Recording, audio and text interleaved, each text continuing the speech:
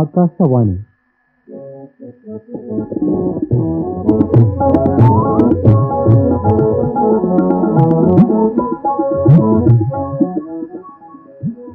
ರೂಪಕ ಶತಮಾನ ಕಂಡ ರಂಗಭೂಮಿ.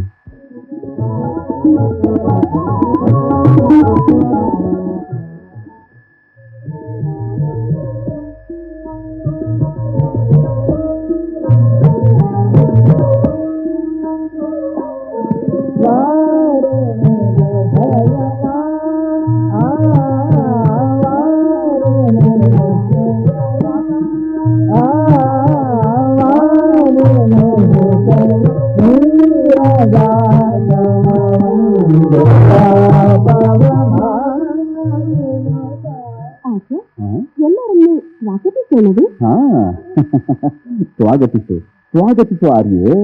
ಸಮಯ ವ್ಯರ್ಥ ಮಾಡದಿರು. ಹೇಳಬೇಕಾದ ವಿಷಯಗಳು ಬಹಳಷ್ಟಿದೆ. ಆರ್ಯ, ಸಾಕಷ್ಟು ವಿಷಯಗಳು ಅಂದರೆ ಇಂದು ರಂಗ ಪ್ರಯೋಗವಿಲ್ಲವೇ?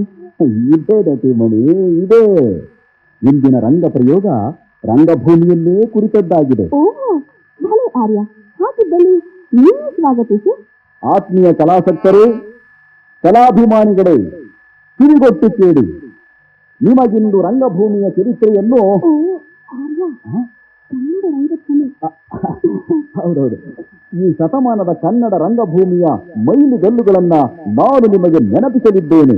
ನಿಮ್ಮ ಈ ಪ್ರಯೋಗ ಸಫಲವಾಗಲೆಂದು ನಾನೂ ಹಾರೈಸುತ್ತೇನೆ.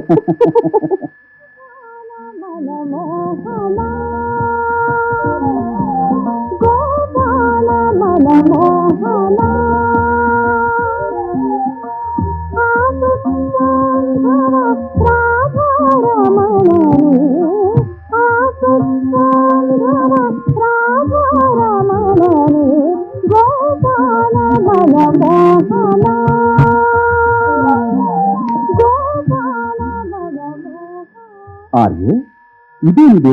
ರಂಗಗೀತೆಯನ್ನು ಕೇಳುತ್ತಾ ಕುಳಿತಿಯಲ್ಲ?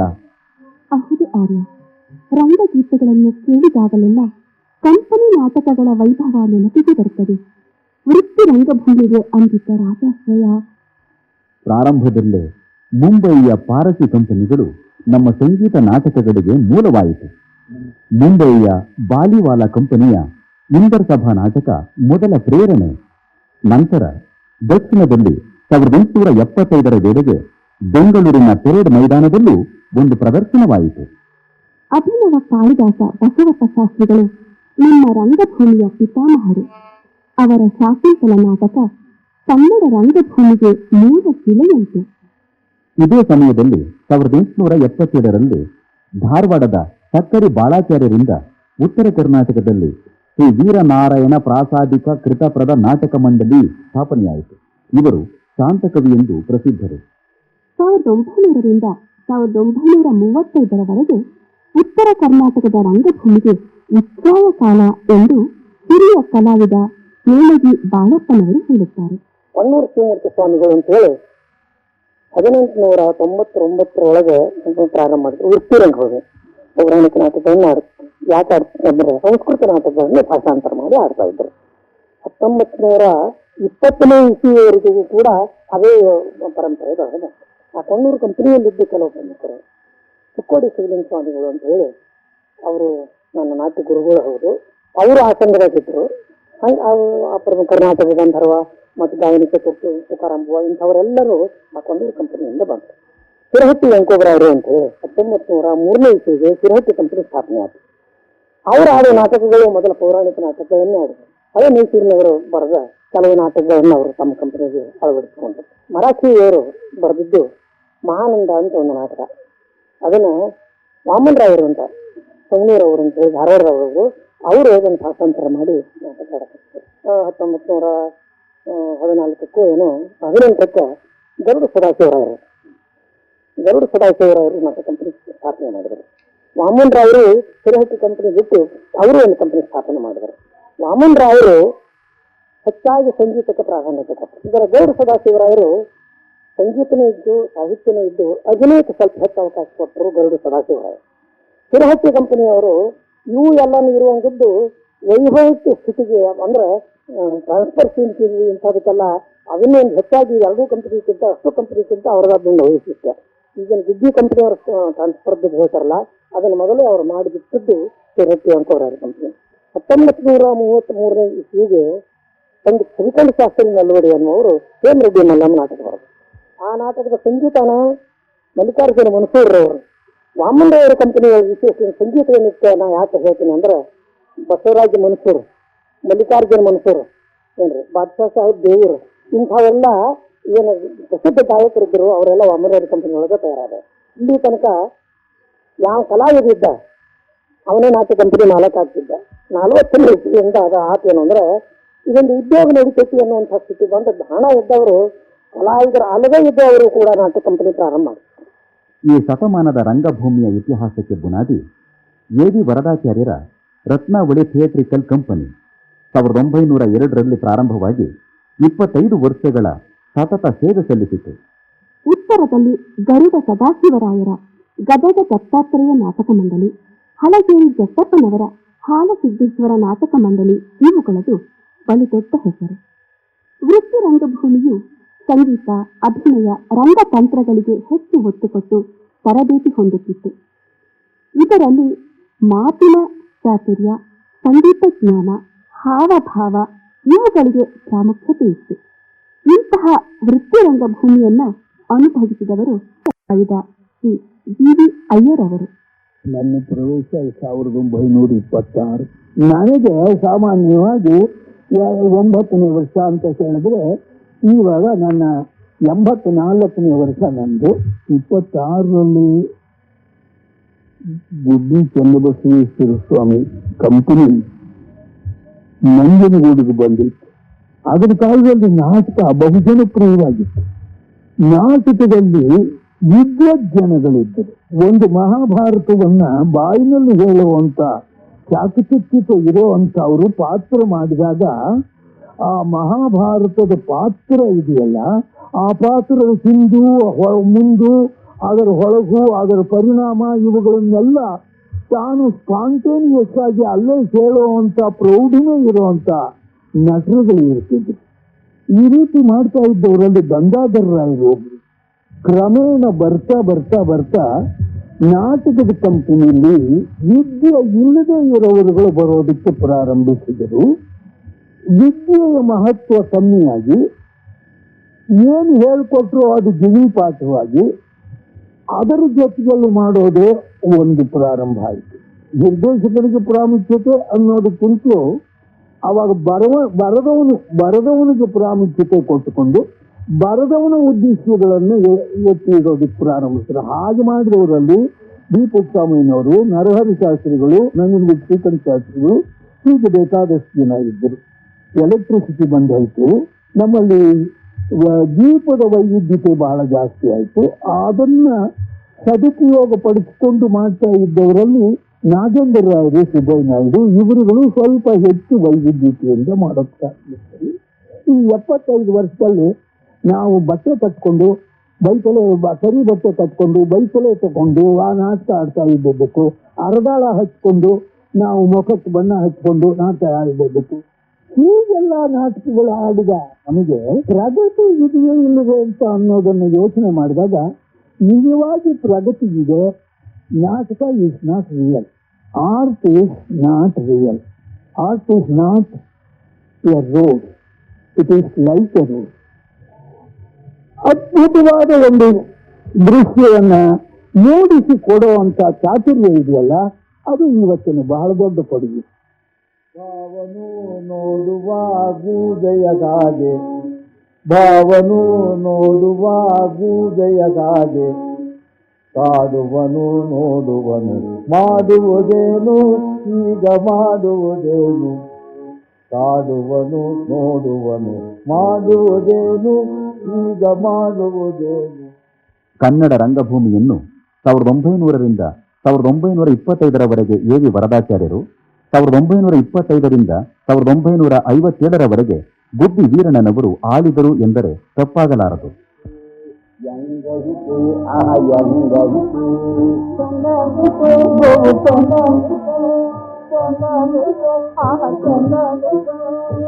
ಕಷ್ಟಪಡು ಹಂಗಿಲ್ಲ, ನಷ್ಟು ದುಡಿದು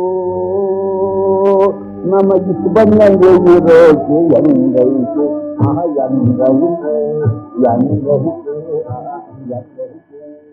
ಕುರುಕ್ಷೇತ್ರ ಗುಬ್ಬಿ ಕಂಪನಿಯ ಅಂದಿನ ಪ್ರಮುಖ ನಾಟಕ. ಭವ್ಯ ರಂಗಸಜ್ಜಿಕೆ, ಜೀವಂತ ಪ್ರಾಣಿಗಳ ರಂಗ ಪ್ರವೇಶದ ದೃಶ್ಯಗಳ ಈ ನಾಟಕಕ್ಕೆ 1934ರಲ್ಲಿ ವೀರಣ್ಣನವರು ಸುಮಾರು 70,000 ರೂಪಾಯಿಗಳನ್ನು ಖರ್ಚು ಮಾಡಿದ್ದರು ಎಂದರೆ ಆಶ್ಚರ್ಯವಾಗುತ್ತದಲ್ಲವೇ? ಕುರುಕ್ಷೇತ್ರ ನಾಟಕದಿಂದ ವಾರಕ್ಕೆ 3 ದಿನ ನಾಟಕವಾಡುವ ಪದ್ಧತಿ ಜಾರಿಗೆ ಬಂದಿತು. ರಾಜಾಶ್ರಯದಿಂದ ಪೋಷಿತಗೊಂಡ ರಂಗಭೂಮಿ ನಂತರ ವರದಾಚಾರ್, ಗುಬ್ಬಿ ವೀರಣ್ಣ ಅಂತವರ ಗರಡಿಯಲ್ಲಿ ಪಳಗಿ ಉತ್ತುಂಗಕ್ಕೇರಿತು. ಸಿನಿಮಾ ಪ್ರಭಾವ ರಂಗಭೂಮಿಯ ಮೇಲಾಯಿತು.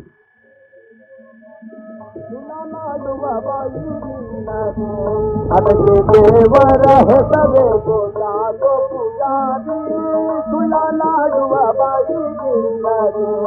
ಅದಕ್ಕೆ ದೇವರ ಹೆಸರೇಗೋ ಸಾಗೋ ಪೂಜಾರಿ, ಸುಳ್ಳಾಡುವ ಬಾಯಿಗಿಲ್ಲರು. ಪೌರಾಣಿಕಮಯವಾಗಿದ್ದ ರಂಗಭೂಮಿಯನ್ನ ಸಾಮಾಜಿಕ ಕಡೆಗೆ ಮುನ್ನಡೆಸಿದವರು ಎಸ್.ಎಲ್.ಎನ್. ಸಿಂಹ, ಕೆ. ಹಿರಣ್ಣಯ್ಯ. ಕೆ. ಹಿರಣ್ಣಯ್ಯನವರಂತೂ ರಂಗಸಜ್ಜಿಕೆ ಸಂಗೀತಗಳನ್ನ ದೂರವಿಟ್ಟು ಮಾತಿನಿಂದಲೇ ರಂಗಮಂಟಪ ಕಟ್ಟುವುದನ್ನ ತೋರಿಸಿದರು. ರಾತ್ರಿ ಪ್ರದರ್ಶನದ ಜೊತೆಗೆ ಬೆಳಗಿನ ನಾಟಕ ಪ್ರದರ್ಶನಗಳು ಪ್ರಾರಂಭವಾದವು. ಮಾಸ್ಟರ್ ಹಿರಣ್ಣಯ್ಯನವರು ಹಿರಣ್ಣಯ್ಯ ಮಿತ್ರ ಮಂಡಳಿ ಲಾಂಛನದಲ್ಲಿ ಸಂಧ್ಯಾ ವೃತ್ತಿಯನ್ನೇ ಅನುಸರಿಸುತ್ತಿದ್ದಾರೆ. ನಾವು ಟಿ.ಟಿ. ಕೈಲಾಸಂರವರ ಕೃತಿಗಳಲ್ಲಿ, ನಾಟಕಗಳಲ್ಲಿ ವಿಕಲ್ಪವನ್ನು ನೋಡ್ತೇವೆ. ಆ ಒಂದು ಸಾಂಪ್ರದಾಯಿಕವಾದಂತಹ ವಿಧವೆ, ಆ ವಿಕಲ್ಪವನ್ನ ಟಿ.ಟಿ. ಕೈಲಾಸಂರವರು ಅವರ ಕೃತಿಗಳಲ್ಲಿ ತಗೊಂಡ್ಬಂದಿದ್ದು, ಅದನ್ನ ರಂಗಭೂಮಿಯ ಮೇಲೆ, ವೃತ್ತಿಯ ರಂಗಭೂಮಿಯ ಮೇಲೆ ತರೋದಕ್ಕೆ ಎಸ್.ಎಲ್.ಎನ್. ಸಿಂಹರವರು ಬಂದಂತಹ ಸಂಸಾರ ನೌಕ ನಾಂದಿ ಆಯಿತು. ಅದೇ ಸಮಕಾಲೀನತೆಯಲ್ಲಿ ನಮ್ಮ ತಂದೆಯವರು ಸುಮಾರು 20-25 ಇಸ್ವಿನಲ್ಲಿ ಇರಬಹುದು ಕರ್ಮಕನ್ನಡಿ ಅಂತ ಒಂದು ನಾಟಕ, ಇವತ್ತಿನ ದೇವದಾಸಿ, ಅದು ತನ್ನ ಭೂರಾಶ್ರಮದಲ್ಲಿ ಆ ಹೆಸರಿನಿಂದ ಗುಬ್ಬಿ ವೀರಣ್ಣವರ ಬ್ರಾಂಚ್ ಕಟ್ಟಲು ಶುರುವಾಗಿ, ಆಮೇಲೆ ದೊಡ್ಡ ಕಂಪನಿ ಬಂದು ಅಲ್ಲಿ ಆಡೋದಕ್ಕೆ ಶುರುವಾಯಿತು. ಅಲ್ಲಿಂದ ಮುಂದೆ ಬಂದರೆ ಅದನ್ನೇ ಆಶಾಪಾಶ ಅಂತ ಬದಲಾಯಿಸಿ ಅದನ್ನು ಸುಮಾರು 3-3.5 ಗಂಟೆಗಳಿಗೆ ಸೀಮಿತಗೊಳಿಸಿ ಹೆಚ್ಚು ಹಾಡುಗಳನ್ನು ತೆಗೆದುಹಾಕಿ ಹೆಚ್ಚು ಸಂಭಾಷಣೆ ಪ್ರಾಮುಖ್ಯತೆಯನ್ನ ಅವರು ತೋರಿಸಿಕೊಟ್ರು. ಹೀಗೆ ಕಳೆದ 50 ವರ್ಷಗಳಿಂದ ಕನ್ನಡದಲ್ಲಿ ನಡೆದು ಬಂದ ಹಾದಿಯಲ್ಲಿ ನಾವು ನೋಡ್ಕೊಂಡು ಬಂದ್ರೆ, ಮೊದಲು ಸಂಗೀತ, ತದನಂತರ ಸಂಭಾಷಣೆ, ತದನಂತರ ಒಂದು ಪರಂಪರೆಯ ನಾಟಕವಾದಂತಹ ಈ ಪೌರಾಣಿಕ ಸಾಮಾಜಿಕ ನಾಟಕದತ್ತ ವಿಚಾರವತ್ತಾಗ ಮನರಂಜನೆಯ ಜೊತೆಗೆ ಮನೋವಿಕಾಸವನ್ನು ಮಾಡತಕ್ಕಂಥ ನಾಟಕಗಳ ಜೋಡಿಗೆಯನ್ನ ಕರ್ನಾಟಕ ರಂಗಭೂಮಿ ಕೊಟ್ಟುಕೊಂಡು ಬಂದಿರೋದು ವೃತ್ತಿ ರಂಗಭೂಮಿಯ ಇತಿಹಾಸದಲ್ಲಿ ಒಂದು ದೊಡ್ಡ ಸಾಧನೆ ಅಂತ ನಾವು ಪರಿಗಣನೆ ಮಾಡಬಹುದು.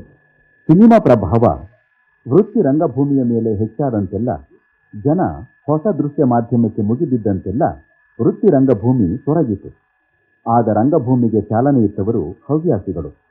ಟಿ.ಟಿ. ಕೈಲಾಸಂ, ಶ್ರೀರಂಗರ ನಾಟಕಗಳು ಸಾಮಾಜಿಕ ವಿಷಯಗಳೆಡೆಗೆ ಹೆಚ್ಚು ಒತ್ತು ಕೊಟ್ಟವು. ರಂಗಭೂಮಿಯ ವಿಷಯದಲ್ಲಿ ತರಬೇತಿ ಆರಂಭವಾಯಿತು. ದೆಹಲಿಯ ರಾಷ್ಟ್ರೀಯ ನಾಟಕ ಶಾಲೆಗೆ ಅಭ್ಯರ್ಥಿಗಳನ್ನು ಕಳುಹಿಸಿ ರಂಗಭೂಮಿಯ ಬಗ್ಗೆ ಕಲಿಯಲು ಪ್ರೇರೇಪಿಸಿತು. ಹೊಸ ಬಗೆಯ ರಂಗ ಪ್ರಯೋಗಗಳ ಸಾಧ್ಯಾಸಾಧ್ಯತೆಯ ಹುಡುಕಾಟ ಬೀದಿ ಕಾರಂತರಿಂದ ಆರಂಭವಾಯಿತು. ದೊಡ್ಡ ಪರಿವರ್ತನೆ ಅಂದ್ರೆ ಸಿನಿಮಾದಿಂದಾಗಿ ನಾಟಕ ಹಾಳಾಗಿ ಹೋಯಿತು ಅಂತ ಹೇಳ್ತಿದ್ದಾಗ, ಮೊದಲ ಸಲ ರಂಗಭೂಮಿಯವರು ತಮಗೆ ಟ್ರೈನಿಂಗ್ ಬೇಕು, ಪ್ರಶಿಕ್ಷಣ ಬೇಕು. ಆಗ ಟ್ರೈನಿಂಗ್ ಬಂದು ಇಲ್ಲ, ಒಬ್ಬ ಆಕ್ಟರ್ ಎಲ್ಲಾ ತರದ ಪಾತ್ರಗಳನ್ನು ಮಾಡಬೇಕು ಅಂದಾಗ, ಸ್ವಾತಂತ್ರ್ಯ ಆದ್ಮೇಲೆ ಅಕಾಡೆಮಿಗಳೆಲ್ಲ ಹುಟ್ಟಿದ ಮೇಲೆ ನ್ಯಾಷನಲ್ ಸ್ಕೂಲ್ ಆಫ್ ಡ್ರಾಮಾ ಮುಖ್ಯವಾಗಿ ದಿಲ್ಲಿಯಲ್ಲಿ 1960ರಲ್ಲಿ ಹುಟ್ಟಿತು. ಇದು ಬರ್ತಾ ಆಮೇಲೆ ಡ್ರಾಮಾ ಸ್ಕೂಲ್ನಿಂದ ತುಂಬಾ ಗ್ರಾಜುಯೇಟ್ ವಿದ್ಯಾರ್ಥಿಗಳು ಹೊರಡು ಬಂದರು. ಅದು ಶ್ರೀರಂಗರ ಪ್ರಯತ್ನದಿಂದಾಗಿ ಕರ್ನಾಟಕದಲ್ಲೇ ಒಂದು ಸೌತ್ ಇಂಡಿಯಾದಲ್ಲಿ ಹೈಯೆಸ್ಟ್ ನಂಬರ್ ಅಂದ್ರೆ 50 ಜನ ಅಲ್ಲಿಂದ ಗ್ರಾಜುಯೇಟ್ ಆಗಿ ಬಂದರು. ಹೀಗಾಗಿ ಈ ಶಿವರಾಮ್ ಕಾರಂತರು, ಕೈಲಾಸಂ ಮತ್ತು ಶ್ರೀರಂಗರು, ವಿಶೇಷವಾಗಿ ಶ್ರೀರಂಗರು ಒಂದು ಚಳವಳಿನೇ ಹೂಡಿದ್ರು. ಅದೇ ಅಮಿಚೂರು ನಾಟಕದ ಚಳವಳಿ ಅಥವಾ ಹವ್ಯಾಸ ರಂಗಭೂಮಿ ಚಳವಳಿ.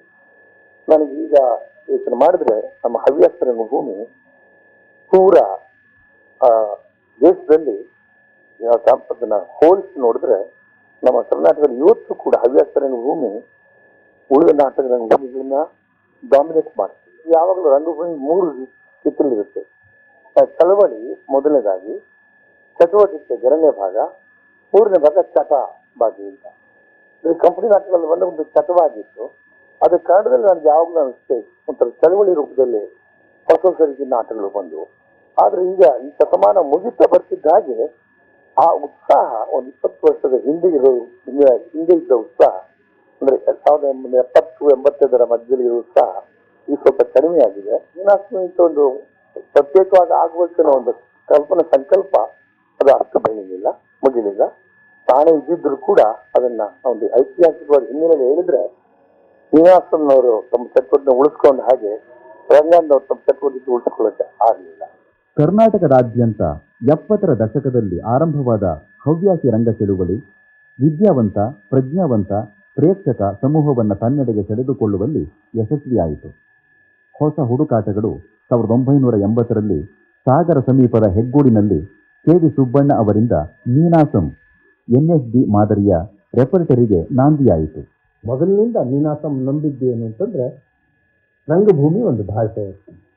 ಈ ತಿರುಗಾಟವನ್ನು ಪ್ರಾರಂಭ ಮಾಡಿದಾಗ ನಮ್ಮ ಉದ್ದೇಶ ಇದ್ದಿದ್ದೇನೆಂದ್ರೆ ಇಡೀ ಕರ್ನಾಟಕದ ಮೂಲೆಯ ಜನರ ಜೊತೆಗೆ ಈ ರಂಗಭೂಮಿಯ ಭಾಷೆಯ ಮೂಲಕ ಮಾತಾಡಬೇಕು. ಮತ್ತೊಂದು ರೆಪರ್ಟರಿ ರಂಗಭೂಮಿ ಬೆಂಗಳೂರಿನಲ್ಲಿರುವ ಅಭಿನಯ ತರಂಗ. ಇದರ ರೂವಾರಿ AS ಮೂರ್ತಿಯವರು 1988ರಲ್ಲಿ ಮೈಸೂರಿನಲ್ಲಿ ಸ್ಥಾಪಿತವಾದ ನಾಟಕ ಕರ್ನಾಟಕ ರಂಗಾಯಣ ಸರ್ಕಾರದ ವತಿಯಿಂದ ಆರಂಭವಾದ ಪೂರ್ಣ ವೃತ್ತಿನಿರತವಾದ ಪೂರ್ಣಾವಧಿಯ ಆಧುನಿಕ ರೆಪರ್ಟರಿ ತಂಡ. ರಾಷ್ಟ್ರೀಯ ಮಟ್ಟದಲ್ಲಿ ಇದು ಸಮಕಾಲೀನ ಕನ್ನಡ ರಂಗಭೂಮಿಗೆ ಒಂದು ಉತ್ತಮ ಮಾದರಿಯಾಗಬೇಕು ಎಂಬುದು ಸರ್ಕಾರದ ಉದ್ದೇಶ. ರಂಗಾಯಣದ ನಿರ್ದೇಶಕರು ಸಿ ಬಸವಲಿಂಗಯ್ಯ ಅವರು. ಆದ್ರೆ ಈ ಕಾಯಂ ನೌಕರಿ ರಂಗಭೂಮಿಯಲ್ಲಿ ಇರಬಾರದು ಅನ್ನೋ ಒಂದು ವಾದನೂ ಕೂಡ ಇದೆ ನಾಡಿನಲ್ಲಿ. ಆದ್ರೆ ನಾನು ನಿರ್ದೇಶಕನಾಗಿ ರಂಗಾಯಣನಾಗಿ ಮತ್ತು ಒಬ್ಬ ಕಲಾವಿದನಾಗಿ ನಾನು ಇದನ್ನು ಒಪ್ಪಲ್ಲ. ಯಾಕಂದ್ರೆ ಒಂದು ತಂಡವಾಗಿ ನಟರ ಒಂದು ಪ್ರತಿಭಾವಂತ ತಂಡರು ಇದ್ದಾಗ ಇನ್ನೊಂದು ಪೀಳಿಗೆಯನ್ನು ರೂಪಿಸಲಿಕ್ಕೆ ಸಾಧ್ಯತೆ ಏನಾಗ್ಬೋದು ಅಂದ್ರೆ ಒಂದು ಆತಂಕ ಏನಿರ್ಬೋದು ಅಂದ್ರೆ ಪರ್ಮನೆಂಟ್ ಆಗ್ಬಿಟ್ರೆ ಕಲಾವಿದರು ಸ್ಥಗಿತತೆಗೊಳ್ಬಹುದು. ರಂಗಾಯಣದಲ್ಲಿ ತುಂಬಾ ರಿಸ್ಕ್ ಅನ್ನ ತಗೊಂಡು ನಾನು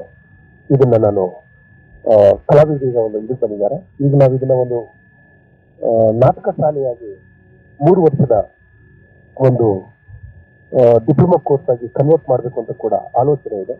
ಕನ್ನಡ ರಂಗಭೂಮಿ ವೃತ್ತಿಯಿಂದ ಹವ್ಯಾಸಿಯವರೆಗೆ ಸಾಕಷ್ಟು ಏಳು ಬೀಳುಗಳನ್ನು ಕಂಡಿದೆ.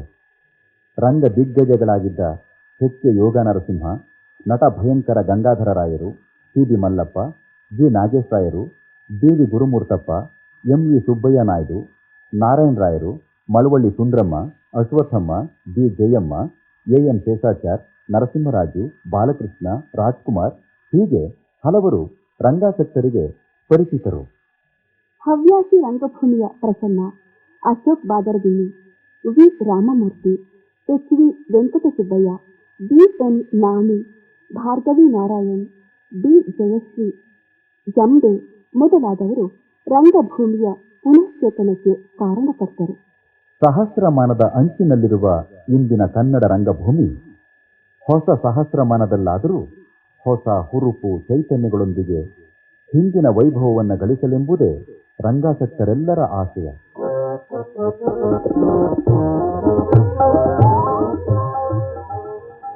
ಇದುವರೆಗೆ ಶತಮಾನ ಕಂಡ ರಂಗಭೂಮಿ ರೂಪಕ ಕೇಳಿದ್ರಿ.